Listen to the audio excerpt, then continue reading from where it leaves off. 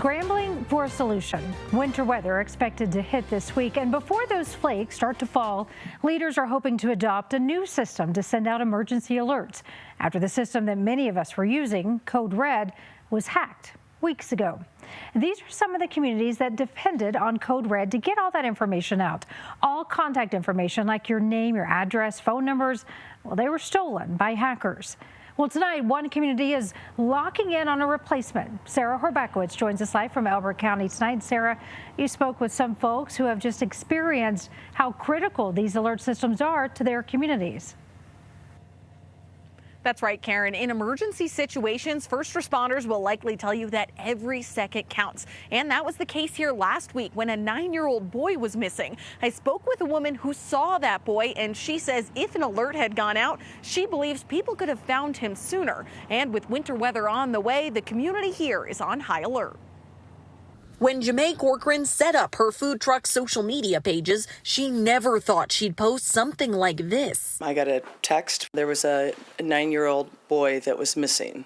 And so I made a post, threw it up on my page, shared it everywhere I could through Elbert County so that we could get the word out. Last week, a 9-year-old boy was missing in Elbert County, but the area's system for emergency alerts, Code Red, had been offline for weeks after a hack. That's crazy. We should be notified of emergencies. I know that there was other people that were wanting to look for this boy. It's like we didn't have exact areas to send him. First responders continued to search, and the boy was found later that night.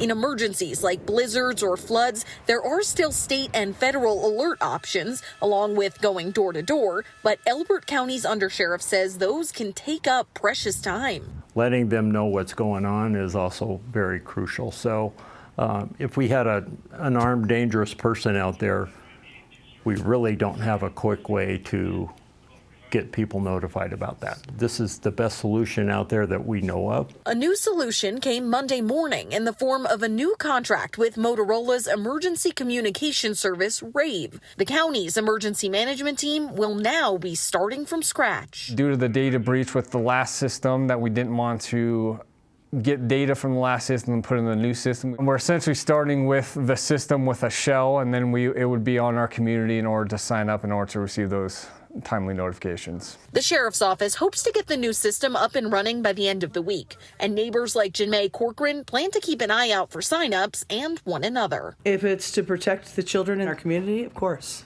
I've never lived anywhere where people help each other like they do out here. Neighboring Douglas County says they're considering Motorola, but they're not sure what a timeline could look like for a new emergency alert system. Here in Elbert County, they're hoping to get those signups up by the end of the week. As for Code Red, they put out a statement earlier where they said any of the data breached, they're not sure if it's been posted anywhere or not, but the Elbert County Sheriff's Office is encouraging everyone to check their accounts. Reporting in Elbert County, Sarah Horbakowitz covering Colorado First. Certainly everyone will come together and figure this out until they have a new option. All right, Sarah, thank you.